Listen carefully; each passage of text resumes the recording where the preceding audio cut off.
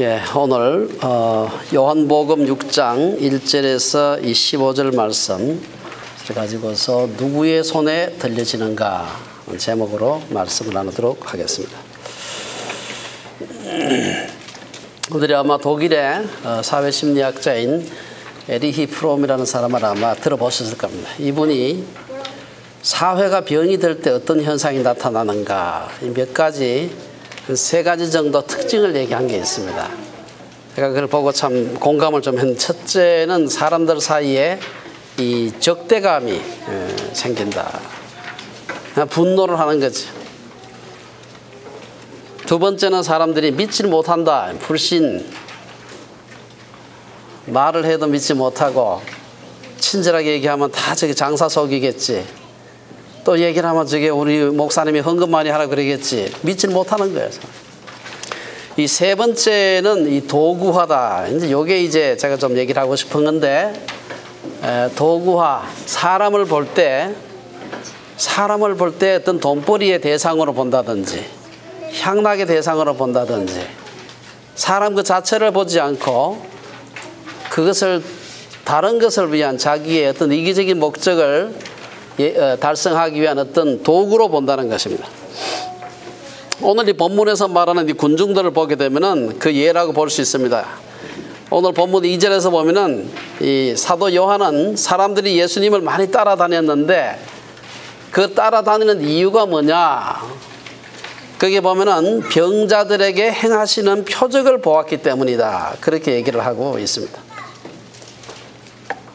그래서 우리 뒤에 보면 14절 15절에도 보면은 오병이어의 기적을 베풀고 난 뒤에도 14절 15절에 보면 사람들이 예수께서 행하신 이 표적을 보고 말하되 이는 참으로 세상에 오실 그 선지자라. 그리고 난 뒤에 그들이 와서 자기를 억지로 붙들어 임금으로 삼으려고 했다. 왜 임금으로 삼으려고 했느냐? 예수님 임금으로 삼게 되면 양식 걱정 안 해도 되겠다. 예수님을 우리의 호구지책을 해결하시는 그런 도구로 본 것입니다. 사람들은 예수님을 이렇게 도구로 보았지만 예수님께서는 전혀 사람들을 도구로 보지 않았다. 자기 명예를 높이기 위한 도구로 본다든지 자기 세력을 과시하기 위한 어떤 도구로 본다든지 전혀 그렇게 하지 않았습니다. 오늘 이 사건 너무 유명한 사건이지만 이 사건의 배경을 좀 볼 필요가 있습니다. 1절에서 4절, 우리 1절에 보면은 그 후에 예수께서, 그 후란 말은 무슨 말인가 하면은 5장에서 일어났던 여러 가지 사건들 후에 그런 뜻입니다. 5장에 무슨 얘기가 나오는가 하면 5장 첫 번째 부분에 보면은 베데스다 연못가에 있던 38년 된 병자를 예수님께서 안식일에 고쳐주는 사건이 나옵니다. 그 사건으로 인해 가지고 안식일에 고쳐주었다는 일 때문에 유대인들로부터 안식일을 범했다는 비난을 받게 됩니다. 거기에 대해서 예수님께서 내 아버지께서 안식일에도 일하기 때문에 나도 일한다. 그렇게 대답을 했는데 이게 대답을 해서 문제가 해결된 것이 아니고 더 큰 문제가 생겼습니다. 내 아버지라고 해가지고 자기를 하나님과 동격으로 생각한다 그래서 안식일을 범하는 정도의 그런 그 유대인들의 분노가 아니고 아버지를 자기의 친아버지로 생각, 하나님 아버지를 자기의 친아버지로 생각한다. 그래서 이 신성모독 죄를 범한다는 그런 비난을 받게 됩니다. 거기에 대해서 예수님께서 나는 하나님으로부터 영생과 부활과 심판의 권세를 받았다. 우리 흔히 하는 말로 이 갈수록 태산입니다. 문제 해결되는 것이 아니라 오히려 유대인들과 이 점점 더 강한 그러한 그 논쟁에 휘말리게 됩니다. 이 엄청난 이 공방을 벌인 사건 후에 이제 오늘 이 오병이어의 기적에 대한 얘기를 하는 것입니다. 그래서 여기 보면 그 일 후에 예수님께서 디베랴 바다라고도 불리는 갈릴리 바다를 건너가셨다. 여러분 갈릴리 바다를 아마 가보신 분도 드물 계시겠지만 대부분 안 가봤지만 이름은 다 들었을 겁니다. 별로 크지 않은 그런 호수인데 어떤 사람들은 호수라 그러기도 하고 바다라 그러기도 하고 갈릴리 바다 그리고 또한 디베랴 바다라고도 한다. 이 말이 아주 그냥 평범한 말 같지만요. 이 디베랴 바다라는 것은 그 당시에 로마 황제가 티베리우스라는 사람이 로마 그 당시 황제였습니다. 그 사람 이름을 따가지고 지은 겁니다. 그래서 이 말을 보게 되면 갈릴리 바다 혹은 디베랴 바다라고 하는 곳을 건너갔다는 말 속에는 요한복음의 수신인이 다만 유대나라 사람만이 아니다 하는 것을 의미하고 있습니다. 저 먼데 어디 소아시아에 사는 사람이 갈릴리 바다 해봐야 그게 어디 있는지 알 수가 없는 것입니다.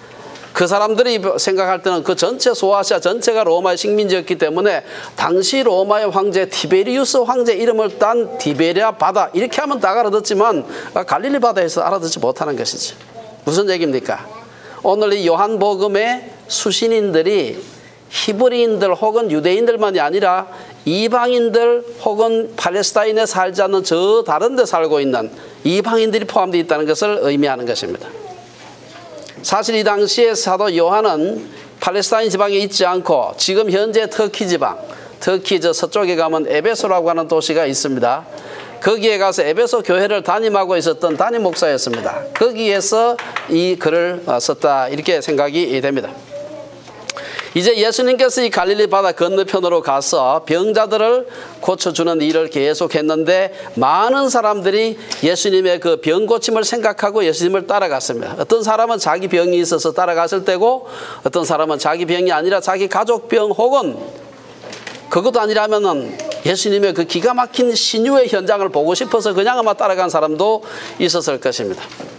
그래서 예수님께서는 호수 건너편으로 가셔가지고 사람들을 가르치기 위해 가지고 산으로 올라가셨다. 여기서 산이라는 것은 뭐 굉장히 높은 저런 큰 로키산맥 같은 산이 아니고 여기서 말하는 산은 조금 높은 언덕배기 정도 되는 그런 산을 말합니다. 그리고 당시에 이 확성기도 없고 했기 때문에 약간 높은 데 있어야 10,000명, 15,000명 모인 이 군중들에게 얘기하려면은 따로 무슨 강대상을 만들어 놓을 수도 없고 하니까 약간 높은 데 설교자가 서야 다 이렇게 보이는 것입니다. 그래서 약간 높은 데 올라갔다 이 말입니다. 이때 이제 이 예수님 주변에 몰려든 많은 그 사람들이 있었는데 사도 요한은 이 요한복음을 기록하면서 왜 모여들었을까?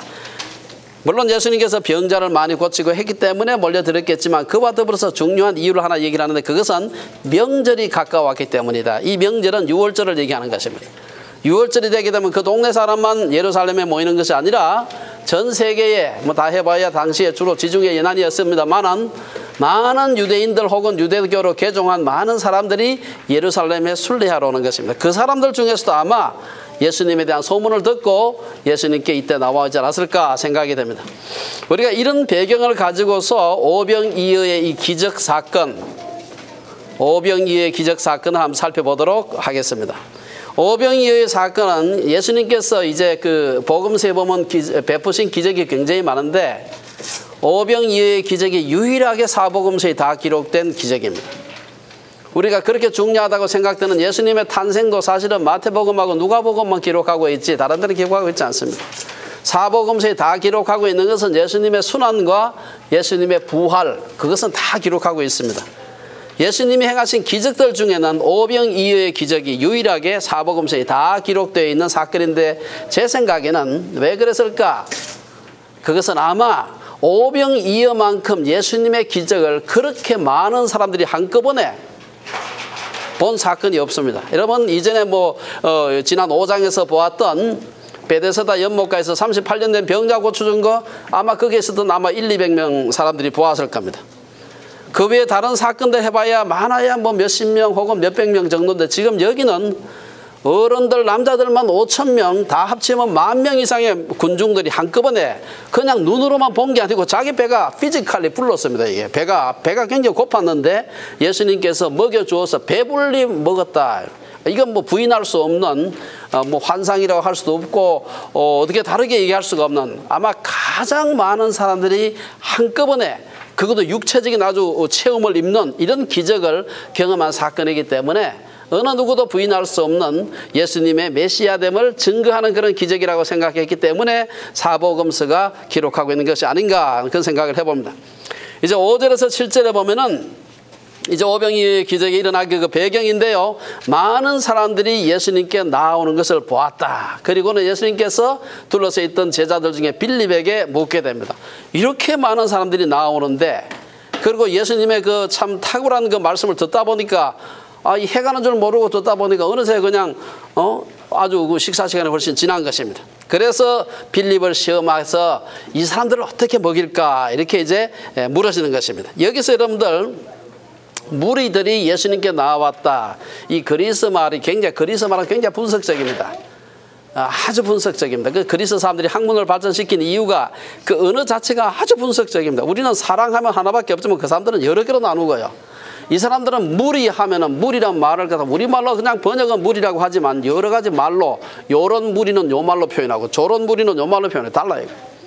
여기서 얘기하는 무리라고 하는 것은 헬라 말로 오클로스라고 하는 말인데 이것은요 아주 흔히 말하는 그 춥고 배고픈 민초들을 가리킬 때 쓰는 말입니다. 이 말고도 라오스라는 말도 하나님의 백성 할 때 그 무리는 이거는 라오스 캄보디아 아니고 라오스 하는 게 라오스.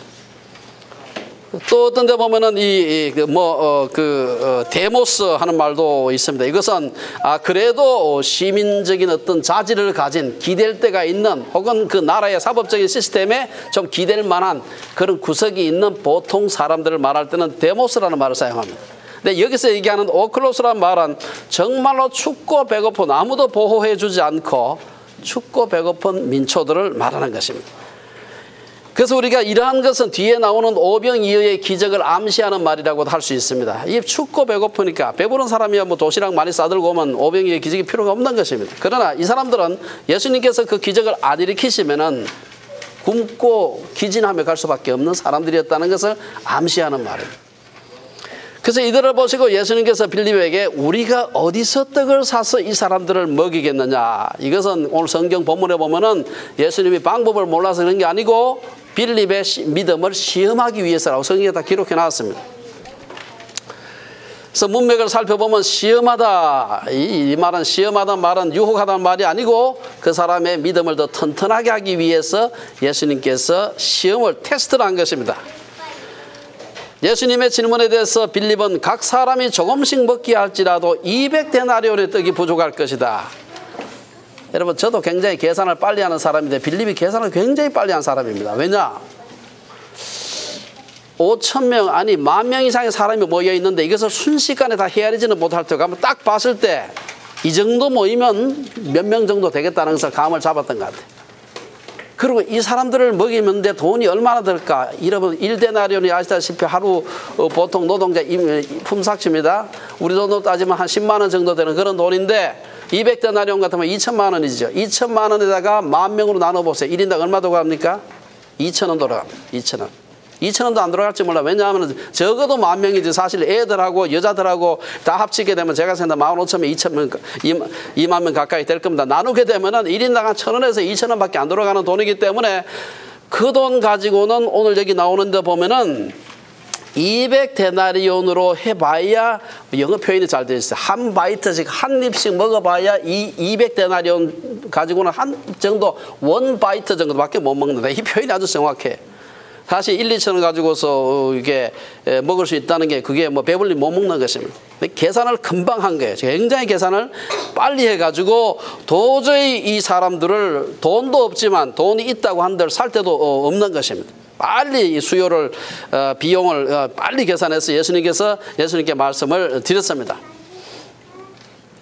이러한 사건을 두고 여러분 그 누가복음에도 이 사건이 기록이 되어 있는데 약간 다르게 기록을 하고 있어요. 예수께서 이르시되 너희가 먹을 것을 주라 하시니 여짜오되 우리에게 떡 5개와 물고기 2마리밖에 없으니 이 모든 사람을 위하여 먹을 것을 사지 아니하고는 할 수 없사옵나이다.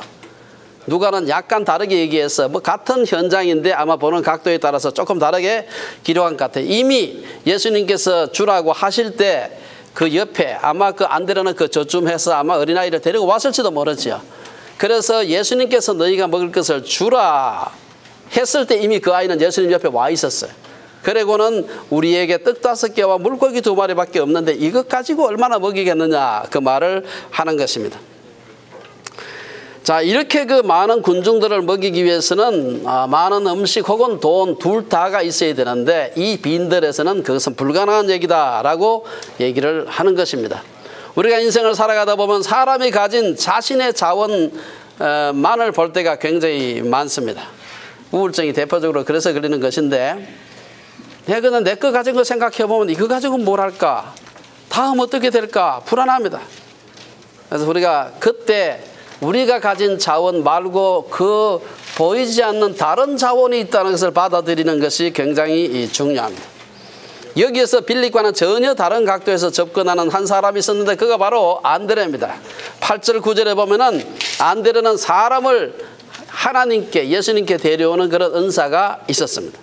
베드로의 형제 안드레는 빌립처럼 머리가 팽팽 돌아가지고 빨리 계산을 하지는 아마 못했던 것 같아요. 그렇지만 그 사람 역시 사람이 가진 자원만을 보았다는 점에서는 아마 빌립이나 비슷했던 것 같아요. 그는 어린아이 하나를 예수님께 데려오기는 했지만 데려오고 난 뒤에 그것이 이 많은 사람, 그것이 뭡니까? 오병이 이어 떡 5개 물고기 2마리가 이 많은 사람들에게 뭐 얼마나 되겠사옵나이까 그렇게 얘기를 합니다. 많은 사람들이 안드레는 믿음이 굉장히 좋고 빌립은 계산밖에 못한다 이렇게 굉장히 빌립을 나무라는데 제가 가만히 읽어보니까 안드레도 별로 믿음이 없어요. 이거 가지고 데리고 오긴 했지만 이것 가지고 무슨 소용이 있겠나 아주 그 얘기가 딱 기록이 되어 있습니다. 어쨌든 안드레는 그래도 지레짐작하고 어린애가 저쪽에서 아마 가지고 나올 때 그냥 가져 나오진 않았던 것 같아요. 아무것도 먹을 게 없으니까 제자들이 아마 돌아다니면서 여러분들 중에 혹시 점심 싸운 분 없습니까? 뭐 많이 싸운 분 없습니까? 다니면서 조금 찾았던 것 같아요. 그러니까 어른들은 있어도 이게 내놔봐야 이게 무슨 소용이 있겠나. 내 점심도 간신히 되는데 이렇게 하고 아마 안 내놨는데 어린애니까 순진해가지고 제가 싸웠어요 하고 소리를 들었던 것 같아요. 그러니까 그래 그러면 너 좀 저 예수님 앞에 좀 한번 가보자 이렇게 해서 아마 데리고 간 게 아닌가 생각이 됩니다. 아마 이 어린아이는 그 어린아이라고 하는 표현 자체가 보면 아주 어린아이입니다. 그냥 걷는 데는 문제가 없지만 요즘 같으면 우리 아마 유치원 학생 정도나 초등학교 1학년 정도 아이들을 가리키는 말입니다. 이게 보통은 그런 아이들이 부모님도 없이 빈들에 아무리 그 훌륭한 부흥사가 와서 부흥을 해도 혼자 못 오죠. 근데 아마 그 엄마 우리 그냥 생각해 볼 때 엄마가 생각할 때 예수님이라는 유명한 분이 이 근처를 지나시는데 자기는 지금 무슨 부득이한 일 때문에 못 따라가지만 우리 아이라도 가서 예수님 말씀 좀 듣게 해야 되겠다 싶어가지고 아마 아이에게 도시락을 싸들고 너 이거 들고 가서 예수님 말씀을 다 듣고 와라 아마 이렇게 해서 보내지 않았나 생각이 됩니다. 이 어린아이가 가진 점심은 보리떡 5개 우리 옛날에 말하면 요새 잘 모르지 우리 황강인이 개떡이라고 들어봤어? 못 들어봤어? 개떡, 소떡 아니고 개떡. 이 개떡이라는 게 있었어요. 이 보리로 이렇게 만들어가지고 옛날에 정말 아주 배고플 때 먹던 그런 떡인데 아주 보통 아주 낮은 사람들이 평인들이 먹던 그냥 간식 비슷한 겁니다. 이 물고기 그리고 2마리라 그랬는데 이 물고기라는 것은 헬라어로 이 옵사리온이라고 이렇게 표시한 이 옵사리온의 말을 제가 좀 설명을 하는 게 필요합니다. 이것은 그냥 물고기가 아니고 보통 사람들이 뭐 그물을 쳐가지고 물고기를 잡거나 낚시를 해서 물고기를 잡을 때 잡힌 놈들 중에서 큰 것들만 집어넣고 아주 작은 거 내버리고 좀 작아가지고 들고 가기도 그렇고 안 들고 가기도 그렇고 하는 게 있거든. 그런 것들은 그냥 주변에 던져놔 이렇게. 던져놓으면은 고아와 과부들이 와서 그걸 주워가는 것입니다. 마치 그들을 위해서 이삭을 남겨놓는 것처럼 그냥 가져가기도 뭐 조금 너무 작고 그렇다고 또 그냥 막 놔주기는 조금 아깝고 해가지고 그냥 옆에 던져놓으면은 되는 그런 작은 물고기 그걸 옵사리온이라고 하는 것은 옵사리온 2개를 가지고 왔다. 이 말은 무슨 말입니까? 가난한 집에서 온 아이라는 것이죠. 그리고 그것이 양이 얼마 안 된다. 요새같이 무슨 이만한 이따만한 무슨 고등어 2마리 가져온 게 아니고 조그만 아마 제 생각에는 큰 멸치보다 좀 더 큰 아마 그런 물고기 2마리 아니었겠나 싶습니다. 그거를 아마 가져가서 엄마가 소금치고 말려가지고 이 아들의 점심으로 도시락으로 이렇게 준 것이 아닌가 생각됩니다.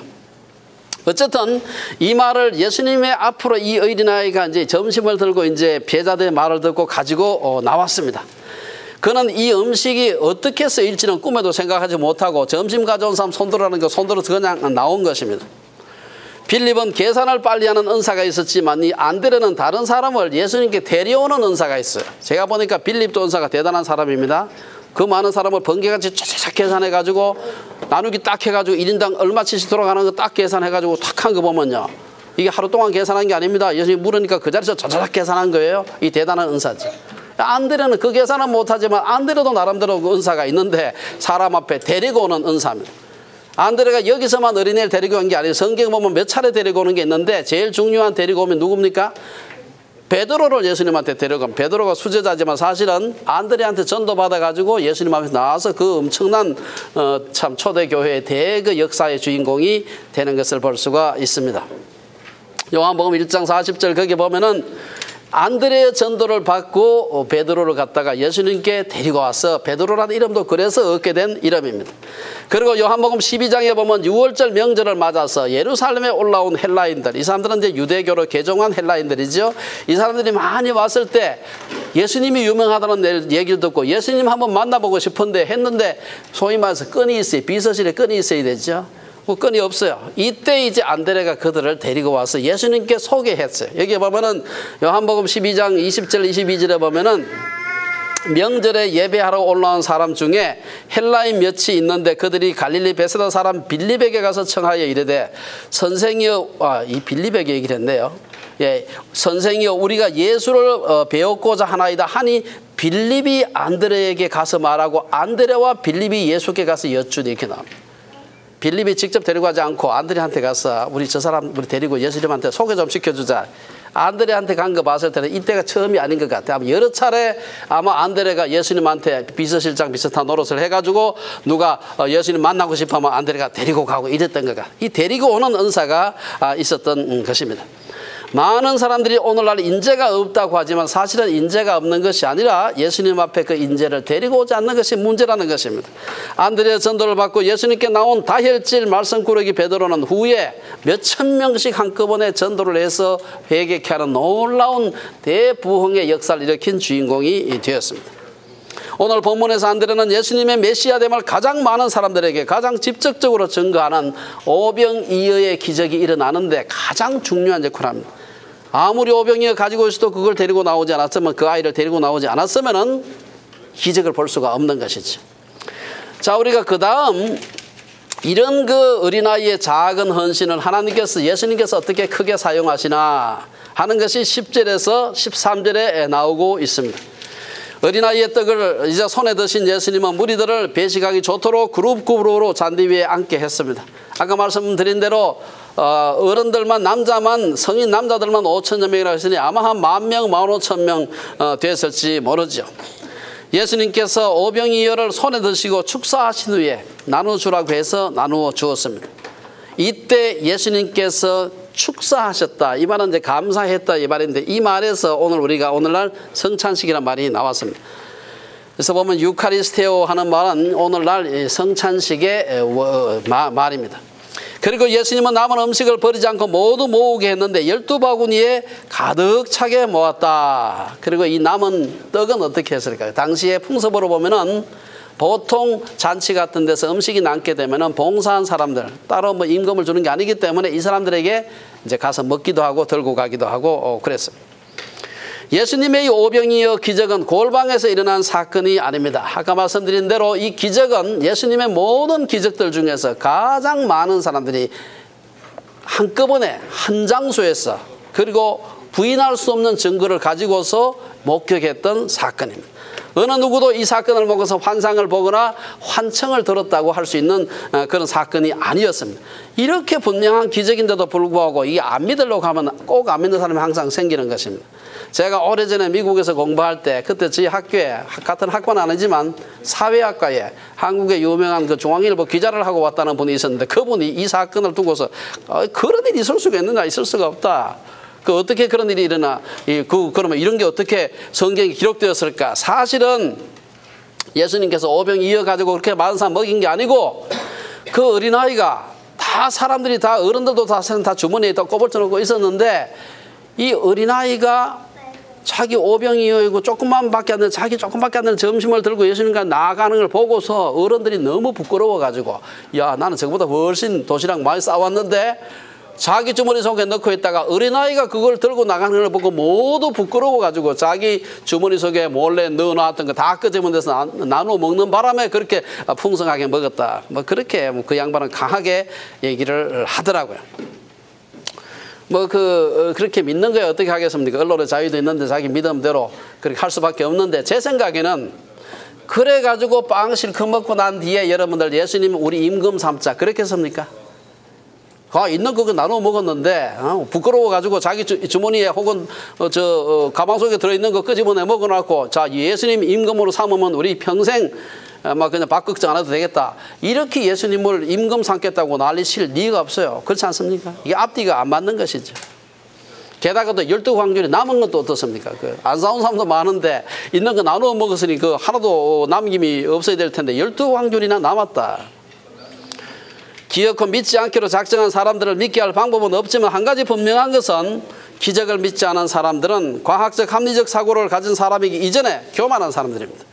이들은 이성적 추리의 영역을 넘어서는 일은 일어나지 않는다고 주장하면서 이성을 모든 판단의 기준으로 삼습니다. 하지만 우주에서 일어나는 모든 일을 누가 이성적으로 다 설명하겠습니까?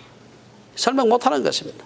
우리는 이성적으로 설명할 수 있는 일은 물론 이성적으로 설명할 수 없는 일들에까지도 우리의 지성을 열어놓는 것이 필요한 것입니다. 그렇지 않게 되면 우리의 지적인 지평이 너무나 좁아질 수밖에 없는 것입니다. 오늘 어린아이는 작은 점심을 예수님께 드림으로 자신만이 아니라 엄청난 무리들을 모두 배불리 먹이는 놀라운 기적을 행하는 씨앗을 제공한 것입니다. 사실 이것은 2000년 전 유대 광야에서만 일어났던 사건이 아닙니다. 오늘날도 우리의 작은 것을 하나님께 드릴 때 그분은 우리가 상상하지 못하는 방법으로 그것을 사용하시는 것입니다. 우리의 작은 헌신을 크게 사용하시는 그 하나님을 찬양해야 됩니다. 내가 가진 것이 얼마나 큰가가 중요한 것이 아니라 누구의 손에 들려지는가가 중요한 것입니다. 내 손에 100불이 있으면 그 손에 있으면 100불이는 10불 있으면 10불밖에 안 돼. 그러나 정말 우리가 주님 앞에 드릴 때 하나님께서 그걸 정말 100배, 1000배 하나님께서 놀랍게 사용하시는 것입니다. 머리가 팽팽 돌아가는 분들은 야, 저거 또 교회 헌금 많이 하라고 하는 게 아닌가 싶지만 그게 아니라 꼭 돈만이 아니라 우리가 가진 게 돈만 있는 게 아니지 않습니까? 은사도 있죠. 우리의 인맥도 있죠. 때때로 우리 얼굴에 용모도 있죠. 힘도 있죠. 우리가 가진 것은 하나님의 손에 누구의 손에 들려지는가가 중요한데 하나님의 손에 들려질 때 기적이 일어나는 것입니다. 많은 사람들이 똑똑하고 많은 은사를 가진 사람들이 큰일을 한다고 생각하지만 오늘 본문은 그렇게 얘기하지 않습니다.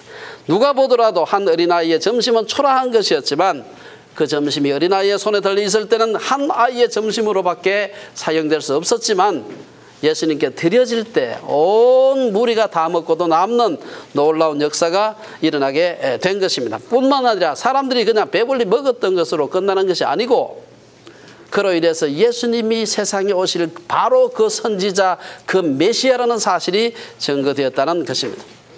이제 마지막으로 14절, 15절에 보면은 예수님이 메시아라는 사실이 드러나는 것입니다. 왜 요한복음 기록했습니까? 예수님이 하나님의 아들이시고 세상에 오시는 메시아라는 사실을 증거하기 위해서 요한복음을 기록했다고 사도 요한이 뒤에 가면 딱 선언해 놨는데 오늘 이 사건을 통해서도 예수님의 메시아 되심이 명확하게 드러난 것입니다.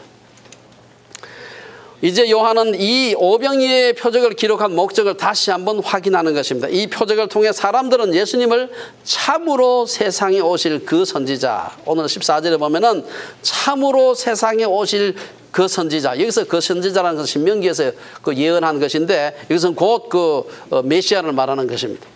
요한의 입장에서 볼 때 예수님이 표적을 행하신 목적이 달성된 것입니다. 기적 실컷 행했는데 목적이 달성이 안 됐다. 그러면 안 되지. 열심히 가르쳤는데 학습 목표에 이르지 못했다. 그러면 잘못 가르친 겁니다. 기적을 행했을 때 기적을 행하신 목적, 이제 그것이 달성이 되었다는 것입니다. 하지만 빈들에서 예수님을 통해 배불리 먹은 군중들은 예수님을 그대로 내버려 두지 않았습니다. 사람들은 저런 분을 우리의 임금으로 왕으로 삼게 되면은 우리 평생에 이제 먹을 것 걱정하지 않아도 되겠구나 생각했습니다. 예수님은 무리들을 긍휼히 여겨서 빈들에서 기적을 행하셨지만 사람들은 예수님을 도구화, 수단화해서 자기의 빵의 문제를 영구히 해결하는 수단으로 생각했습니다. 그래서 예수님은 그들이 예수님을 임금으로 삼으려고 했을 때 미련 없이 산으로 떠나가셨습니다. 15절에 보면은 예수님께서 다시 산으로 돌아가셨다. 무엇을 의미합니까? 이전에도 그런 일이 자주 있었다는 것을 의미하는 것입니다. 이전에도 뭐 큰 기적 행하고 나면 야, 예수님 우리 왕으로 좀 삼자 뭐 이렇게 하는 일이 자주 있었던 것 같아요. 근데 오늘 여기서 이 일 후에 다시 예수님께서 산으로 다시 가셨다, 떠나가셨다 하는 걸 보면은 예수님께서 그곳에 가셔서 하나님 앞에서 자신을 내어놓고 하나님을 대면한 것을 볼 수가 있습니다. 결론적으로 오늘 한두 가지 말씀드리고 얘기를 마치겠습니다. 우리가 어떻게 보느냐, 어린아이의 점심 그냥 그걸로 보면 그야말로 하나의 먹고 그냥 배 안 고플 정도로 한 점심밖에는 안 됐을 것입니다만은 조금만 우리가 믿음의 눈으로 이것을 정말 이걸 예수님께 내어놓는 약간의 우리의 그 퍼스펙티브를 바꾸게 되면은 이 놀라운 오늘 우리가 보았던 오병이어의 기적이 일어나는 것입니다. 옛날에 어떤 시골에 어떤 사람이, 옛날엔 다 가난했으니까, 그래서 야, 내가 이렇게 가난하면 한평대가 가난하게 살 것이 아닌가 생각해서 내가 서울에 가서 뭘 좀 사업을 하든지 뭘 하든지 돈을 좀 크게 벌어봐야 되지 하고 서울 한 번도 안 가본 사람이에요. 서울 가겠다고 하니까 조그만 동네에서 다 소문이 나지 않았겠습니까? 누구 집 누구가 서울 간대. 그러니까 바로 옆집에 아저씨가 서울 여러 차례 다녀온 사람이에요. 가지 마라, 가지 마라. 너 서울 가면 굶어 죽는다며. 너 서울은 물가가 얼마나 비싼지 아니? 서울 가면 물도 사 먹는단다. 그 얘기를 듣고 이 사람이 됐다. 물도 사 먹는데 내가 가서 물 장사해야 되지. 해가지고 서울 가서 큰 돈 벌었다는 그런 얘기입니다. 어떻게 보느냐에 따라서 이게 전혀 달라지는 것입니다. 어떤 사람이 중국에서 얘기입니다만 어떤 사람이 길을 가다가 큼직한 그 나무 뿌리에 걸려가지고 넘어졌어요. 처박혀가지고 일어나려고 가만 보니까 나무에 뭐 글씨가 하나 써 있는데 보니까 이 나무 뿌리에 걸려 넘어지는 사람은 앞으로 3년밖에 못 산다. 큰일 났어. 자기가 이제 3년밖에 못 산다니까 큰일 났죠. 그래가지고 그 자리에서 엉엉 울고 큰일 났다. 3년 뒤에 내가 죽을 텐데 큰일 났다. 근데 그걸 가만히 보고 있던 사람이 그럴 게 아니라 또 한 번 더 넘어지면 6년 살 거 아니야. 그래서 그 사람은 날마다 와서 넘어졌다는 겁니다. 날마다. 얼마나 많이 넘어졌느냐. 제가 어디 보니까 있던데 얼마나 많이 넘어졌냐. 한평생 매일 올 때마다 넘어져가지고 한평생 6만 번을 넘어졌대. 6만 곱하기 3만 번 몇 년입니까? 18만 년. 18만 년을 여러분 60으로 나누면 60이 한 갑자죠 이게. 3,000번, 3,000갑자. 그래서 거기서 나온 게 바로 3,000갑자 동방사기가 거기서 나온 거예요. 이 사람이 동방사기야, 동방사. 같은 문제라도 어떤 관점에서 보느냐에 따라서 전혀 다른 결과가 나올 수 있다. 어린아이 점심, 이게 해가지고 뭘 쓰겠나. 이렇게 하면 그냥 그걸로 그냥 한 입 먹고 마는 거지. 이것을 우리 주님 앞에 가져가게 되면은 주님께서 놀랍게 온 청중을 다 먹일 뿐 아니라 예수님께서 세상에 오신 목적을 우리 온 세상에 드러내는 그때만이 아니라 지금 2000년 지난 지금까지도 이 사건 때문에 얼마나 많은 사람들이 예수님의 메시아 되심을 발견하는지 모릅니다. 그래서 우리가 오늘 말씀 마치면서 두 가지 권면을 드리고자 합니다. 우선 첫째, 자신의 문제보다도 더 크신 분이 계시다는 것을 받아들이는 것이 필요합니다. 무리들에게 음식을 제공해야 하는 제자들의 관점에서 우리는 우리의 문제보다 더 크신 분이 계심을 받아들이는 것이 필요합니다. 혹 건강이나 학업이나 재정 문제, 인간관계, 부부관계, 자녀 문제 살다 보면 다 부딪히게 되는 문제인데 고민하는 그런 분들, 혹 나는 아직도 빈들에서 돈 한 푼 없이 굶주리고 있는 수많은 무리들에게 내 시선을 집중하고 있지는 않는가. 아무도 내 문제를 해결할 수 없을 거라고 생각하면서 혼자 끙끙거리는 그런 분은 없는가. 우리의 문제보다도 훨씬 더 큰 분이 계시다는 것을 받아들이는 것이 필요합니다. 그래서 사도 베드로는 너희 염려를 다 주께 맡기라. 이는 그가 너희를 돌보심이라. 그러니까 나이가 들어갈수록 현실의 쓴맛, 조직의 쓴맛을 보면서 사람들은 점점 더 부정적인 사고를 갖게 됩니다. 교회나 선교회 등에서 하나님의 역사를 기대하면서 헌신하는 젊은이들을 보고는 제가 아직도 인생을 몰라서 그렇다고 핀잔 줄 때가 많죠. 하지만 높은 공중에서 외줄타기를 하는 사람은, 장대 하나 들고 나이아가라 폭포 위에 줄 매놓고 건너가는 사람은요 절대로 밑을 내다보지 않습니다. 왜 안 봅니까? 그거 내다보면 어지러지해서 넘어지죠. 앞만 보고 가는 것입니다. 이처럼 기적을 기대하는 사람은 환경과 문제가 얼마나 큰가를 보지 않고 우리 예수님에게 집중하는 것이 필요합니다. 칠흑같이 어두운 밤도 새벽의 빛을 이길 수 없고 두꺼운 구름 저 너머에도 끝없는 창공이 있다는 사실을 받아들이는 것이 필요합니다. 두 번째, 우리가 내가 가진 자원을 주님의 손에 올려드리는 것이 필요합니다. 자신이 가진 작은 점심을 예수님께 내어놓았던 어린아이와 같이 내가 가진 최선의 것을 주님께 내어놓는 것이 필요합니다. 우리가 교회 헌금 많이 하라 그런 얘기가 아닙니다. 내가 가진 지혜와 재능, 자원과 인맥 모든 것을 주님의 손에 내어놓고 주님의 축사를 받을 때 그것이 수천 배, 수만 배의 기적을 일으키게 되는 것입니다. 예수님은 나의 오병이어를 통해 자신의 하나님 되심을 드러내시면서 우리의 모든 문제, 내 문제뿐 아니라 우리 모든 사람들의 문제를 해결하시는 분인 것입니다. 아직까지 자신의 오병이어를 움켜쥐고 있는 분은 없습니까? 그것이 내 학문과 지식, 권세와 돈 등 무엇이든지 내 손에 그대로 있는 한 그것밖에는 안 되는 것입니다. 하지만 하나님의 손에 내어드릴 때 하나님은 놀라운 기적을 일으키실 수 있습니다. 기적은 우리가 애쓴다고 되는 것이 아닙니다. 시편 기자가 시편 46편에서 말한 것처럼 너희는 가만히 있어 내가 하나님 됨을 알지어다. 혹시 어차피 없어질 그 오병이어를 가지고 우리가 내가 혹시 그거 잡고 발발 떨고 있는 건 아니지 한번 좀 살펴봐야 됩니다. 우리가 잘 아는 에콰도르 선교사 짐 엘리엇이 한 말을 다시 한번 소개를 드리겠습니다. 잃어버릴 수 없는 것을 얻기 위해 지킬 수 없는 것을 포기하는 사람은 바보가 아니다. 그 사람의 수첩에 적혀있던 한 말인데 지난 수십 년 동안 얼마나 많은 사람들의 가슴을 울렸는지 모릅니다. 잃어버릴 수 없는 것을 얻기 위해서 어차피 지키지도 못할 거 그것을 버리는가. 버리는 사람은 어리석은 사람 아니다. 어차피 못 지키는 건 내가. 어차피 나의 오병이어는 내가 영원히 지킬 수 없는 것입니다. 이 지킬 수 없는 것을 주님 앞에 내어놓고 잃어버릴 수 없는 것을 얻는 것이 지혜지. 예수님이 그리스도이심을 드러내는 기적은 오병이어의 헌신이 있었을 때 일어난 것입니다. 기적은 믿음이라는 그릇에만 담기는 것입니다. 기적은 기적을 기대하고 믿는 사람들에게 일어나는 것입니다. 저 멀리 지평선 너머에 한 조각의 구름이 떠오르는 걸 보고 엘리야 선지자는 홍수를 준비했습니다. 이 믿음입니다. 오늘날도 기적은 한 조각의 작은 헌신이 기적을 일으킬 것이라고 믿는 사람들에게 일어나는 것입니다. 우리 온 성도님들이 정말 오늘 오병이어의 기적 수없이 주일학교 때부터 들어온 얘기지만 이 얘기가 오늘 우리에게 닥쳐진 문제 각자 서로 다른 문제에 닥쳐 있을지 모르지만 그 사건을 해결하는 오병이어의 기적을 경험하는 우리 온 성도님들 되기를 주의 이름으로 축원합니다. 기도하겠습니다.